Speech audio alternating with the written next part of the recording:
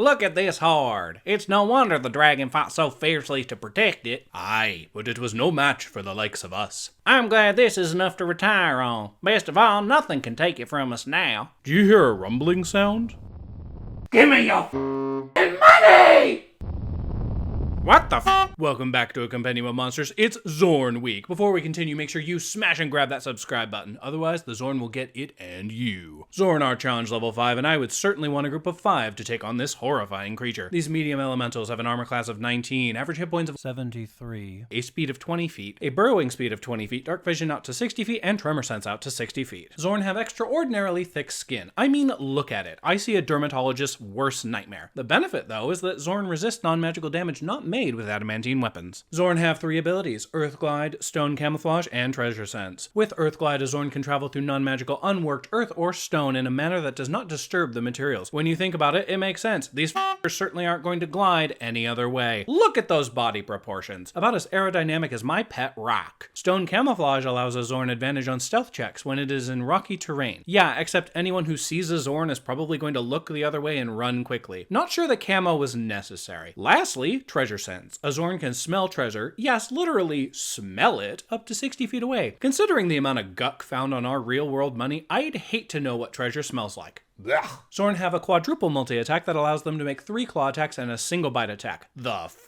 What about those big feet? You mean to tell me that you're gonna hit me with those grubby mitts, but a stomp or kick attack is suddenly unreasonable? What a missed opportunity, especially when it could have been used to give the Xorn some kind of knockdown. Come on, wizards. Think. Xorn deal an average of 31 damage per round if all attacks hit, which is somewhat mediocre damage-wise, but Xorn aren't really meant for combat anyways. Xorn were created by a deity known as Grumbar, who was a grumbly old git. I'm kidding, except for the old part, because Grumbar is f***ing old. Grumbar is a primordial and embodies Earth in the Forgotten Realms, having chosen to stay on Toril after it was separated from Abair. Who? What? Exactly. Moving on, Grumbar intended for Xorn to live on the elemental plane of Earth, as a Xorn's diet consists entirely of rare metals, gemstones, and other treasures of the Earth. To put the elemental plane of Earth into perspective, the entire plane is a fat mound of rock and earth broken by comparatively small pockmarks where sentient life may exist. Emphasis on may exist because the plane is so massive that it's technically sparsely populated despite the seemingly large number of beings present in it. Xorn grow to an average of 5 feet tall and wide, which would be suspicious as f*** if they weren't walking pinwheels. Strangely, 5x5 Xorn weigh 600 pounds, but Elder Xorn grow up to 8x8 and weigh 9,000 pounds. Huh? No matter how you slice it, this is a ridiculously wild weight increase. A creature weighing 9,000 pounds would hypothetically have to eat a dragon horde of gemstones to sustain themselves. Or would they? An ancient gold dragon can also eat treasure to sustain itself, but a 1.2 million pound dragon would eat a metric truckload of treasure if it ate like humans. Hell, it would need to eat its own horde to survive, but don't you dare suggest that. My God.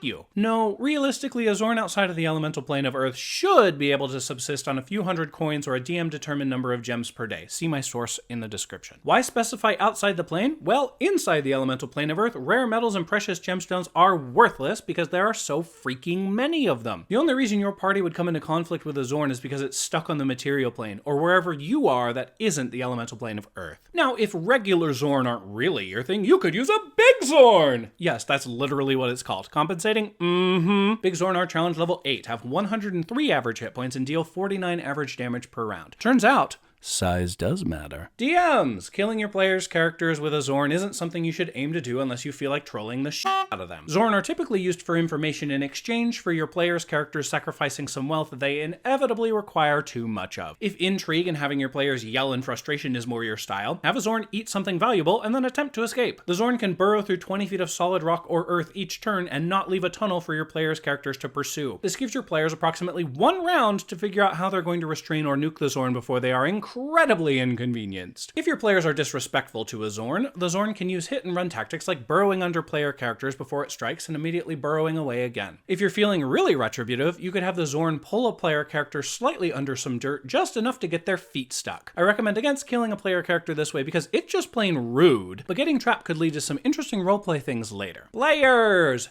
Feed the Xorn. Not like feeding a troll, which we don't do unless they're Trendril. Good eye, mate. It's not going to fight you if it doesn't have to, and it can give you a lot of information about the surrounding area. If you don't have a lot of monetary assets to spare, a player character with the Banish spell could send the Xorn home to the elemental plane of Earth. A Xorn would prefer banishment to fighting or begging for meager amounts of food. However, if you need to fight a Xorn, you have to stop it from burrowing. Once a Xorn burrows, you're pretty f***ed, since most spells in Dungeons & Dragons won't help you pursue it. Polymorphing another player character into a Xorn would help you track the Xorn's movement, as Tremor Sense outdistances the Xorn's burrowing speed by 3 to 1, but it's really better to stop the Xorn before it's in the ground. Hold Monster or Command are decent bets to buy yourself some time, but remember, the only thing those spells do is stall. Anyways, what do you all think of Xorn? Let me know in the comments below. A special thank you to my patrons.